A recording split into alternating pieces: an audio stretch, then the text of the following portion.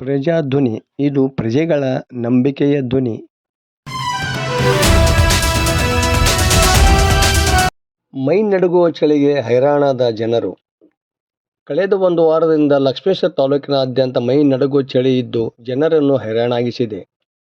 ಸಂಜೆ 7 ಗಂಟೆ ಆಗುತ್ತಿದ್ದಂತೆ ಚಳಿ ಶುರುವಾಗಿ ಇಡೀ ರಾತ್ರಿ ಇರುತ್ತದೆ. ಚಳಿಯಿಂದ ರಕ್ಷಣೆ ಪಡೆಯಲು ಜನರು ಬೆಚ್ಚಗಿನ ಹೊದಿಕೆಗಳ ಮೊರೆ ಹೋಗಿದ್ದಾರೆ. ಕತ್ತಲಾಗುತ್ತಿದ್ದಂತೆ ಜನರು ಉಣ್ಣೆ ಸ್ವೆಟರ್, ಮಫ್ಲರ್, ಕಾಲು ಚೀಲ, ಕೈಗವಸು, ಜರ್ಕಿನ್ ಧರಿಸಿ ಚಳಿಯಿಂದ ರಕ್ಷಿಸಿಕೊಳ್ಳುತ್ತಿದ್ದಾರೆ. ಇನ್ನು ಬೆಳಗಿನ ಸಮಯದಲ್ಲಿ ಗ್ರಾಮೀಣ ಭಾಗದಲ್ಲಿ ಗ್ರಾಮಸ್ಥರು ಚಳಿಯಿಂದ ಪಾರಾಗಲು ಬೆಂಕಿ ಕಾಯಿಸಿಕೊಳ್ಳುತ್ತಿರುವ ದೃಶ್ಯಗಳು ಕಂಡುಬರುತ್ತಿವೆ. ಮೈ ಕೊರೆಯುವ ಚಳಿಯಿಂದ ಪಾರಾಗಲು ರೈತರು ದಪ್ಪನೆಯ ರಗ್ಗು, ಕಂಬಳಿಗಳನ್ನು ಹೊದ್ದುಕೊಳ್ಳುತ್ತಿದ್ದಾರೆ.